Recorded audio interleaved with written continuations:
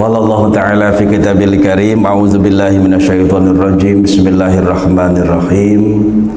Zuharul fasadu fil barri wal bahri bima kasabat aydin nas liyuziqahum ba'dalladzi amilu la'allahum yarji'un. Shadaqallahul azim. Puji dan syukur marilah kita panjatkan kehadirat Allah Subhanahu wa taala. Salawat teriring salam semoga Allah curahkan keharibaan Nabi Allah Muhammad SAW, keluarga, para sahabat dan para pengikutnya yang konsisten melaksanakan sunnah-sunnahnya. Yang saya muliakan para kiai, para guru, para ustadz, Wabil khusus Al-Mukarram, guru besar kita yang selalu aktif mengikuti kajian subuh di Masjid Al-Hikmah, dan juga pengurus Masjid Al-Hikmah yang saya muliakan. Bapak Ibu hadirin wal hadirat yang dirahmati Allah Subhanahu wa taala. Di dalam Al-Qur'an surat Ar-Rum ayat ke-41, Allah menyentil kira-kira itu ya, menyinggung tentang kerusakan yang terjadi di muka bumi ini, baik di daratan ataupun di lautan, itu akibat ulah-ulah tangan manusia yang tidak bertanggung jawab. Adanya longsor yang kemudian mengakibatkan jatuhnya korban, adanya banjir bandang, adanya banjir menggenang di berbagai daerah, itu sebagian besar diakibatkan oleh ulah tangan manusia secara langsung atau secara tidak langsung. Maka Allah kemudian menyinggung dan memperingatkan kepada manusia secara keseluruhan agar hal itu tidak terjadi. Allah ingatkan, walaupun tentu di sisi lain yang dimaksud dengan yang langsung itu langsung dilakukan oleh tangan manusia, seperti dengan mengeksploitasi hutan, menebang hutan dengan seenaknya, lereng-lereng bukit, gunung digunduli misal, itu kan secara langsung. Maka ketika hujan dengan derasnya mengguyur lereng dan gunung itu, air tidak menyerap ke dalam tanah karena hutan atau pohon yang akarnya bisa menyerap air itu sudah tidak ada, sehingga akhirnya air pun langsung ke bawah dan menyeret tanah, bebatuan, yang kemudian mengakibatkan masyarakat yang tinggal di lembah atau di bawah lereng itu tertimbun dengan bebatuan itu. Itu secara langsung, artinya langsung akibat ulah tangan manusia. Dalam hukum kausalitas, hukum sebab akibat, itu kan siapa yang melakukan A, maka dia akan memperoleh hasil dari A itu. Dalam konteks makanan, siapa yang makan sambal, dia yang merasakan pedasnya. Siapa yang makan garam, dia akan merasakan asinnya. Dalam konteks ayat Al-Quran, Allah menyebut, فَمَنْ يَعْمَلْ مِثْقَالَ ذَرَّةٍ خَيْرًا يَرَهُ وَمَنْ يَعْمَلْ مِثْقَالَ ذَرَّةٍ شَرًّا يَرَهُ. Siapa yang berbuat kebaikan walaupun sedikit, kecil, Allah akan tampakkan balasannya, dan siapa yang berbuat keburukan walaupun juga kecil, Allah akan tampakkan balasannya. Di konteks ayat lain Allah juga menyebut, in ahsantum ahsantum li anfusikum. Jika kalian berbuat kebaikan, kebaikan itu untuk diri kalian sendiri, dan sebaliknya jika berbuat keburukan, keburukan juga untuk diri sendiri. Maka surat Ar-Rum ayat ke-41 ini Allah tegaskan untuk mengingatkan manusia secara keseluruhan. Zuharul fasadu fil barri wal bahri bima kasabat aydin nas. telah tampak, kata Allah, kerusakan di muka bumi ini, baik di darat ataupun di lautan, akibat ulah tangan-tangan manusia. Di kalimat terakhir ayat ini Allah menyebutkan liyudziqahum ba'dalladzi amilu la'allahum yarji'un. Allah ingin memperingatkan dengan berbagai teguran berupa bencana, longsor, banjir, dan seterusnya, supaya mereka merasakan dari akibat ulah tangan mereka, akibat dari perbuatan mereka, mengeksploitasi hutan dengan tanpa aturan, itu menjadi berbahaya bagi kehidupan dan keberlangsungan ekosistem dan juga keberlangsungan kehidupan di sekitar gunung tersebut. Mungkin yang mengeksploitasi itu bukan penduduk setempat, tapi para pengusaha yang punya modal ratusan dan miliaran uang-uang yang mereka miliki. Tapi dampaknya itu kan kepada penduduk sekitar, gitu. Jamaah sekalian, kalau kita kaji dalam tinjauan ayat ini, Allah menjelaskan, surat Ar-Rum ini menjelaskan bahwa terjadinya al-fasad atau kerusakan di darat dan di lautan itu akibat tangan-tangan manusia. Al-fasad adalah segala bentuk pelanggaran atas sistem atau hukum yang dibuat oleh Allah yang disebut dengan sunatullah. Orang menyebut nature of law, hukum alam. Nah, dalam kaitan itu diterjemahkan kata al-fasad itu dengan perusakan. Jadi kerusakan yang disengaja. Perusakan itu bisa berupa pencemaran alam sehingga tidak layak lagi ditempati, atau juga penghancuran alam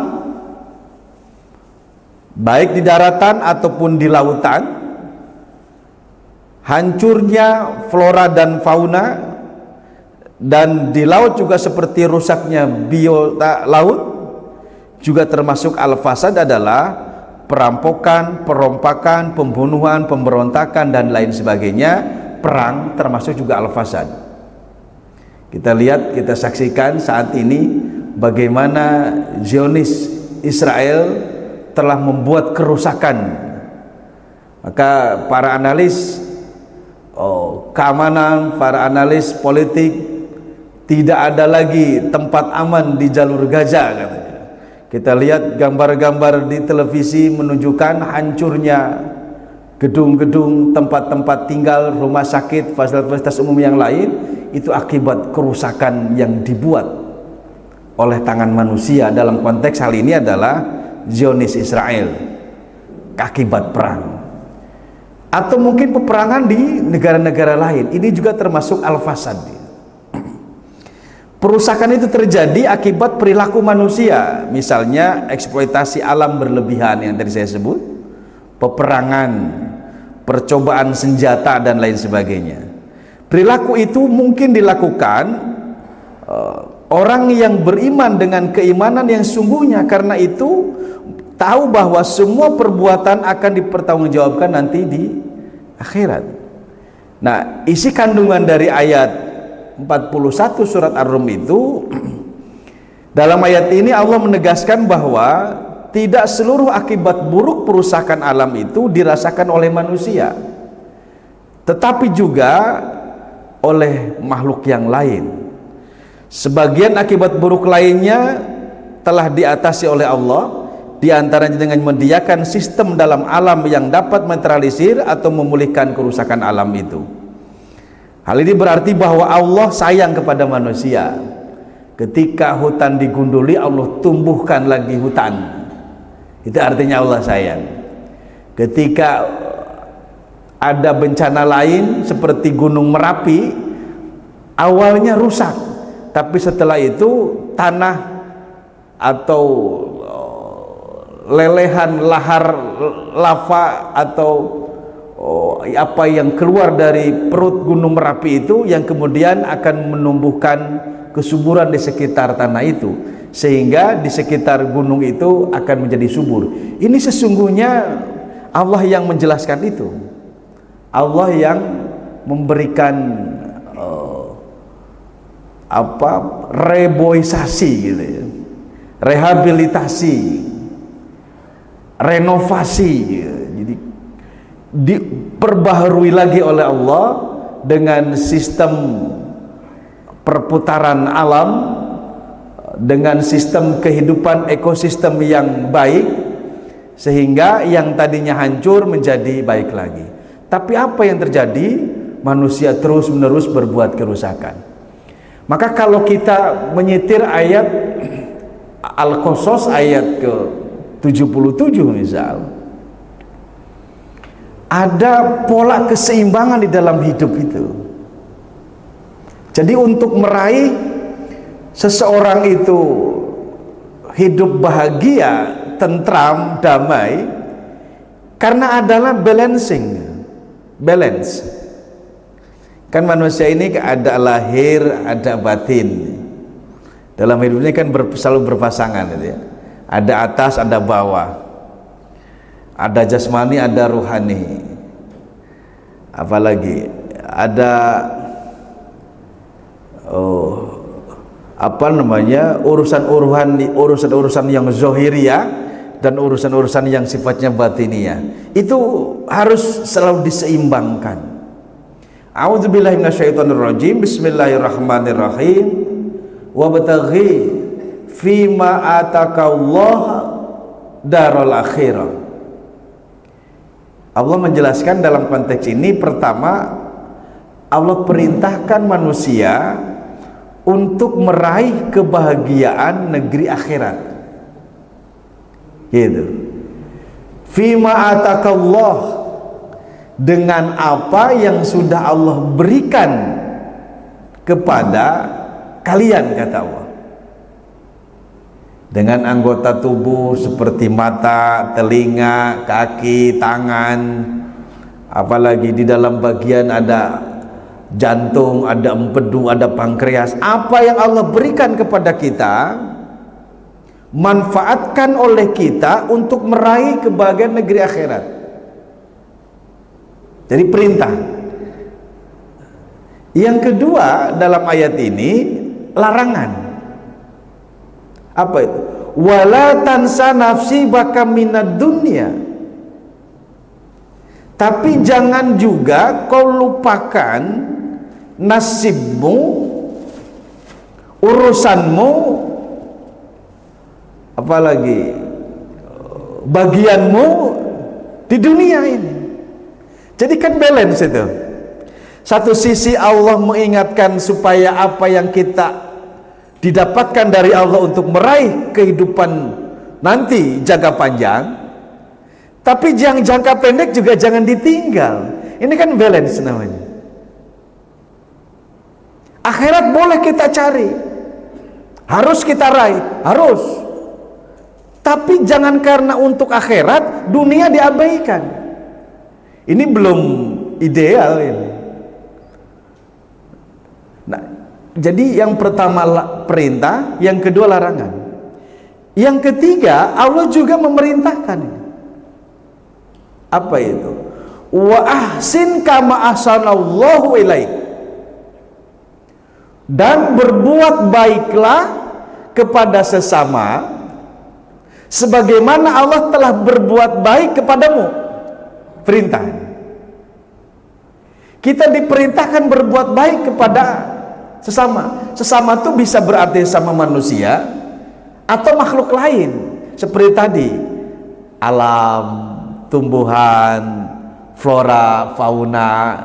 Perlakukan dengan baik, karena mereka juga akan merespon. Ketika kita memperlakukan alam dengan baik, alam akan merespon kepada kita juga dengan baik. Tapi ketika kita merusak alam, zaharul fasadu fil barri wal bahri bima kasabat aydinas, Allah kata liyudhiqhum, maka rasakan nanti akibatnya kalau kalian merusak alam itu. Ya, jadi yang diperintahkan oleh Allah itu berbuat baik. Baik terhadap diri kita, terhadap sesama manusia, terhadap makhluk yang lain seperti alam, biota laut, flora, fauna. Jadi tidak hanya kepada sama manusia, kepada alam lain.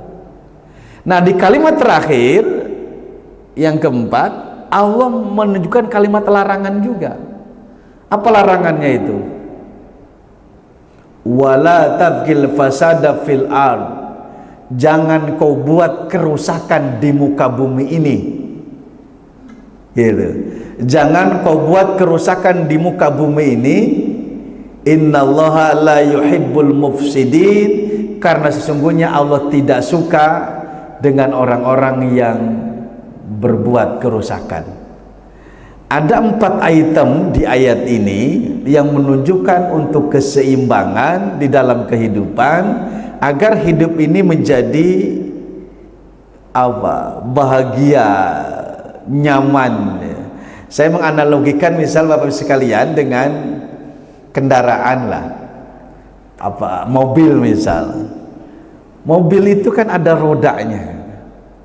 Maka di dalam roda itu ada sistem yang disebut dengan balancing, keseimbangan. Maka dalam waktu tertentu ban itu akan di balancing. Supaya apa? Supaya jalannya tidak goyang. Nah, manusia kalau tidak balancing, goyang hidupnya, akan mudah tergoyangkan. Ketika datang faham-faham tertentu yang kemudian mendangkalkan akidah, goyang akidahnya.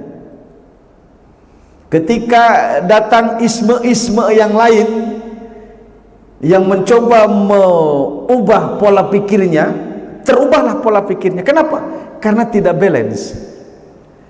Hari kita mengkaji misal tadi balancing dari ayat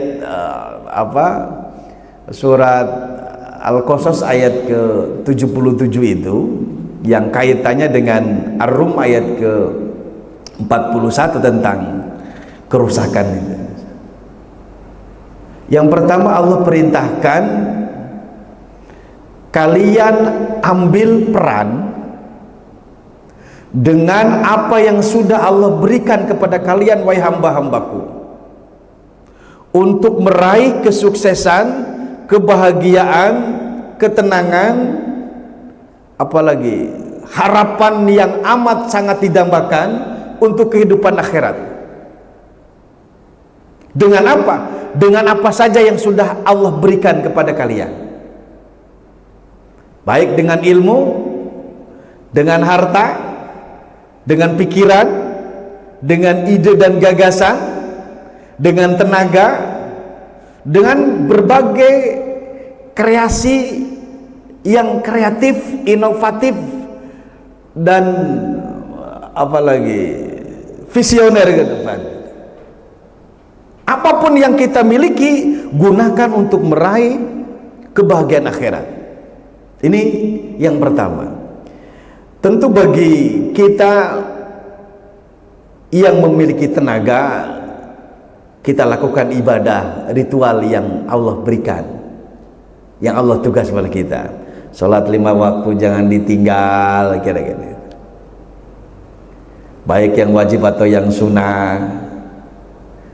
Apalagi puasa Ramadan terutama yang wajib, ditambah dengan puasa-puasa. Ini sifatnya pribadi, person. Apa yang ada pada diri kita sebagai individu. Apalagi kita diberikan ilmu, amalkan ilmu itu. Kan dalam hadis Rasul katakan itu, khairun nas man ta'alamal Qur'an wa 'allamahu. Sebaik-baik manusia adalah manusia yang mau mengajarkan Al-Qur'an, yang mau belajar Al-Qur'an dan mau mengajarkannya. Itu kan peran dari ilmu yang dimiliki oleh Allah. Gunakan itu untuk meraih kebahagiaan akhirat. Atau mungkin jabatan. Ada yang menjadi presiden, ada yang menjadi gubernur, ada yang menjadi anggota DPR, ada yang menjadi hakim, ada yang menjadi jaksa, macam-macam lah profesi. Gunakanlah jabatan-jabatan yang Allah berikan itu untuk meraih kebahagiaan akhirat. Dengan apa? Buatlah jabatan itu yang bermanfaat untuk kemaslahatan rakyat. Gitu. Yang para penegak hukum, tegakkanlah hukum itu baik ke atas atau ke bawah. Jangan giliran ke atas tumpul itu, giliran ke bawah tajam banget. Itu terjadi di zaman bahula. Rusaknya tatanan sosial dalam kehidupan bermasyarakat, kata Rasul, salah satunya adalah lemahnya penegakan hukum.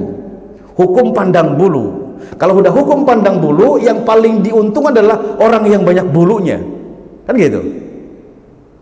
Artinya orang yang punya peran yang lain-lain.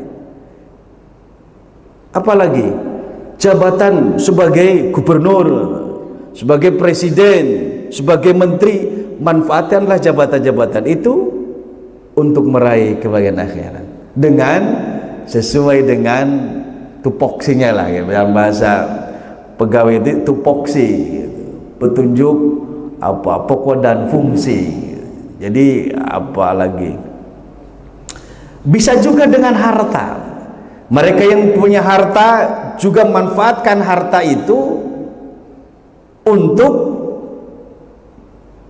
kebahagiaan negeri akhirat. Allah tugaskan, keluarkanlah zakat. Salah satu dari sekian banyak ciri orang yang bertakwa itu apa? Alladzina yunfiquna fis sarai wad dara. Itu orang-orang yang menginfakkan, membelanjakan hartanya baik dalam lapang atau dalam keadaan sempit. Di ayat lain Allah menyebutkan setelah alladzina yu'minu bil ghaib wa yuqimuna shalah wa mimma razaqnahum yunfiqun. Ciri orang yang bertakwa itu orang yang beriman kepada yang gaib, mendirikan salat dan menginfakkan hartanya di jalan Allah. Itu untuk kebahagiaan akhirat. Jadi banyak sekali yang bisa kita lakukan untuk meraih kebahagiaan negeri akhirat dengan apa yang Allah berikan kepada kita. Cukup pada situ? Belum. Maka yang kedua itu berupa larangan. Setelah Allah perintahkan mencari negeri akhirat, kebahagiaan akhirat, Allah melarang di yang perintah kedua ini. Perintahnya berupa larangan. Wala tansa nasibaka minad dunya. Dan jangan kau lupakan nasibmu di dunia. Jangan kau lupakan peranmu di dunia. Nah, jadikan balance. Satu sisi akhirat ditekankan, di sisi lain dunia juga tidak diabaikan. Ini balancing. Di dunia ini Bapak Ibu sekalian, kita butuh hidup dan penghidupan. Maka oleh Rasul dianjurkan apa itu? Memiliki etos kerja yang tinggi.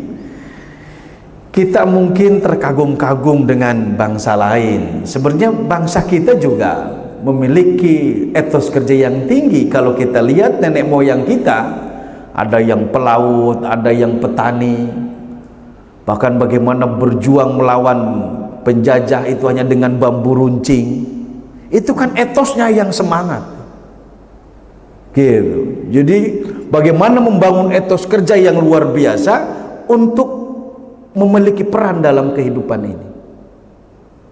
Jadi, jangan kau lupakan, jangan kau lalaikan, jangan kau abaikan kehidupanmu di dunia. Di dunia juga harus diraih. Jadi akhirat harus dicari untuk bahagia, dunia juga harus dicari untuk bahagia. Itu balance. Kalau kita perhatikan Bapak sekalian, Islam itu mengajarkan kepada kita dengan etos kerja yang tinggi, terutama menangani ekonomi. Kalau sekarang kita lihat debat-debat kandidat calon presiden dan calon wakil presiden itu kan yang diangkat itu di samping penegakan hukum dan seterusnya adalah tentang ekonomi.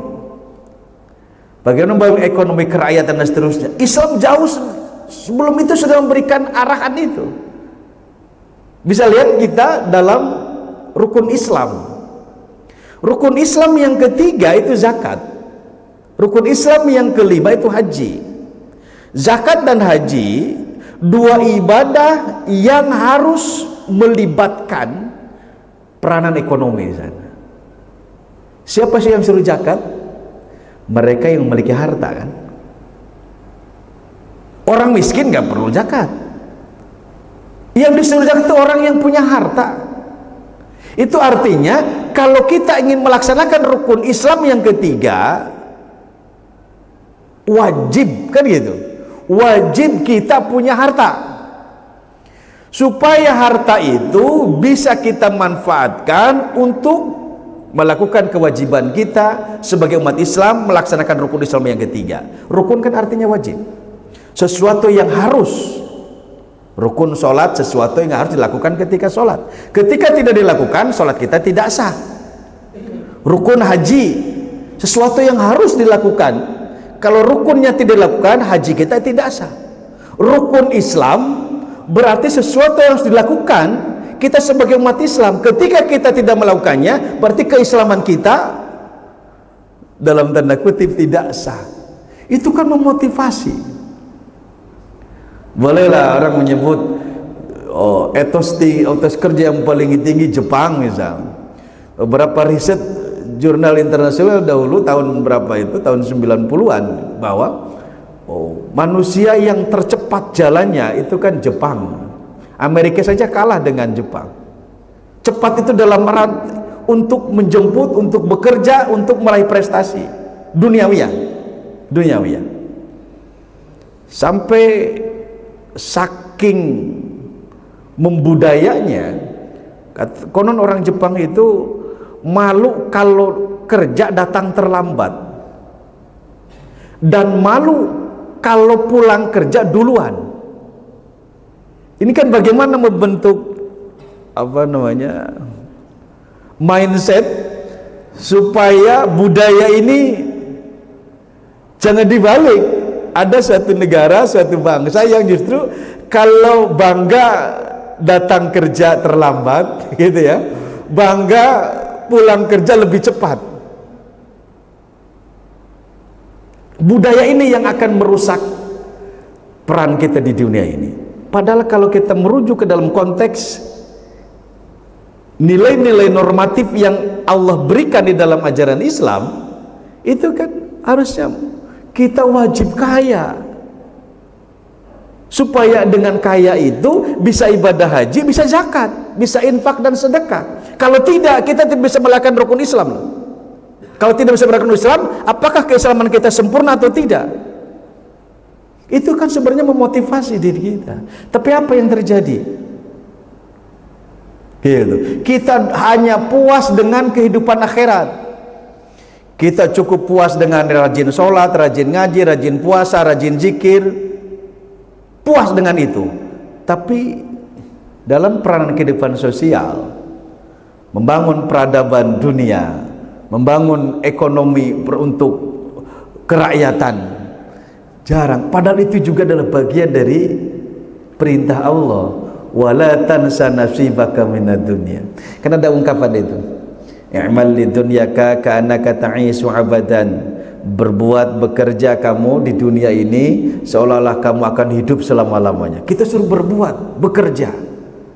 Boleh bisnis, boleh dagang, boleh jadi teknokrat, boleh jadi politikus, boleh jadi ekonom, silakan. Silakan. Gitu. Untuk meraih kehidupan dunia. Tapi wa amal li akhiratika ka'annaka tamutu ghadan. Dan juga berbuat, bekerja, beraktivitas untuk meraih akhiratmu, kebahagiaan akhiratmu, seolah-olah kamu akan mati besok pagi. Itu balancing. Islam sudah mengajarkan bagaimana pola kehidupan ini yang seimbang, dunia akhirat. Jadi belum disebut Islam ideal kalau hanya dunia saja. sibuk ngurusin dunia, akhirat ditinggal, belum ideal. Juga belum disebut ideal kalau akhirat terus, dunia ditinggal, juga belum ideal. Yang ideal itu apa? Rabbana atina fid dunya hasanah wa fil akhirati hasanah. Dunia harus hasanah, akhirat juga harus hasanah. Mahwal hasanah, ya hasanah itu ya sukses. Hasanah itu apa? Bahagia, damai, tentram, berperan, apalagi punya apa? Fungsi yang bermanfaat bagi orang lain. Itu hasanah. Maka di dunia kita harus hasanah, di akhirat juga harus hasanah. Ada yang bertanya kemudian, Pak, pola keseimbangan ini apakah harus sama, persis? Ya, mungkin dalam satu sisi ada menyebutkan keseimbangan itu porsinya sama. Tapi di sisi lain, kata seimbang itu tidak harus dalam arti sama rata, 50-50 untuk dunia akhirat. Paling tidak keseimbangan itu adalah sesuai dengan kapasitas dan porsi masing-masing. Itu seimbang. Oh, saya gini, anak kecil, kita punya anak yang satu balita kira-kira usia 2 tahun, yang satu SMA. Kita kan sering mengatakan berikan kasih sayangnya seimbang, tapi kata seimbang kan tidak sama. Harus yang SMA tentu punya kebutuhan yang lebih besar karena sudah akil balik, tapi yang balita baru 2 tahun ya kebutuhannya kita yang mencukupi, tapi tidak harus bagi sama gitu. Kira-kira gitu. Nah, di dalam urusan akhirat dunia, Rasul memberikan gambaran bahwa nikmat Allah itu ada 100. Yang satu Allah turunkan ke dunia ini, yang 99 Allah simpan nanti untuk di akhirat. Yang 1% saja ini untuk seluruh dunia, rahmatan lil alamin, yang diperebutkan oleh miliaran makhluk di dunia ini. Itu 1%. Sementara yang 99%-nya masih Allah simpan nanti untuk kehidupan yang lebih abadi di akhirat. 99%. Jadi kalau porsinya seperti itu, 1% dunia, 99% akhirat, maka porsinya harus seimbang. Kata seimbang harus sesuai dengan porsi. Maka ditegaskan oleh dalam surat Duha itu apa? Walal akhiratu khairul laka minal ula. Dan akhirat itu lebih utama ketimbang dunia. Tapi dunia jangan ditinggal. Seimbang. Keseimbangan berikutnya Allah tegaskan dalam perintah yang ketiga. Allah perintahkan di dalam yang ketiga surat Al-Qasas ini apa itu? Wa ahsin kama ahsanallahu ilaik. Berbuat baiklah kalian kepada sesama selain kalian, bisa sesama manusia, bisa sama makhluk Allah yang lain, sebagaimana Allah telah berbuat baik kepada kalian. Ini perintah. Jadi perintah pertama, cari kebahagiaan akhirat. Perintah kedua, berbuat baik kepada sesama. Itu artinya kalau ingin bisa meraih kebahagiaan akhirat, berbuat baiklah terhadap sesama, termasuk juga lingkungan. Maka sindiran Allah dalam surat Ar-Rum yang tadi di awal kita sebut, zaharal fasadu fil barri wal bahri bima kasabat aidinas, mungkin tidak akan terjadi kalau kemudian kita tegaskan di surat Al-Qasas 77 tadi. Berbuat baiklah kalian kepada sesama. Sesama itu siapa? Sesama manusia. Oke, kita tidak melihat dari aspek-aspek yang lain, tapi melihat sesama manusia. Manusia itu siapa? Ya semua anak cucu Adam ini manusia, terlepas dari etnisnya, rasnya, keyakinannya, ideologinya. Silakan, selama dia manusia, berbuat baik kepada sesama itu. Selama mereka juga memperlakukan kita juga baik, gitu. Jadi ada pola keseimbangan. Selain manusia, ya flora dan fauna, gitu.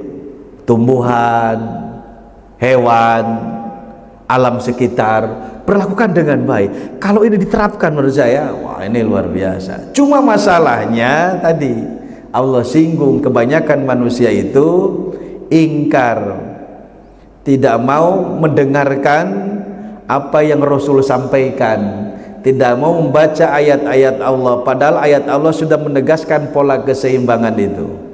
Jamaah sekalian, Islam itu agama yang sangat komprehensif lah gitu. Jangankan apa itu hubungan interaksi sosial antar sama manusia, sampai dengan makhluk lain pun Rasul ajarkan. Misalnya dalam beberapa hadis Rasul katakan apa? Jangan kalian buang air sembarangan di tempat-tempat rimbun. Rupanya dalam beberapa penafsiran, dalam beberapa riwayat lain, di tempat rimbun itu juga ada makhluk Allah yang gak kelihatan. Misalnya seperti jin, atau mungkin ada hewan yang di dalamnya. Itu kan bagaimana Rasulullah sebagai utusan Allah memberikan aturan yang sedemikian rupa, supaya tidak membuat kerusakan di bumi ini, harusnya berbuat baik.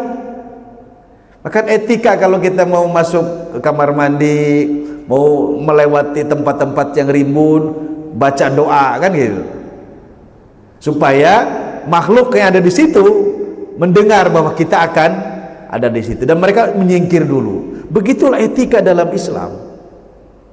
Ini wahsin kama ahsanallahu ilaik. Jamaah sekalian, ada seorang ibu yang waktu mudanya hidup dalam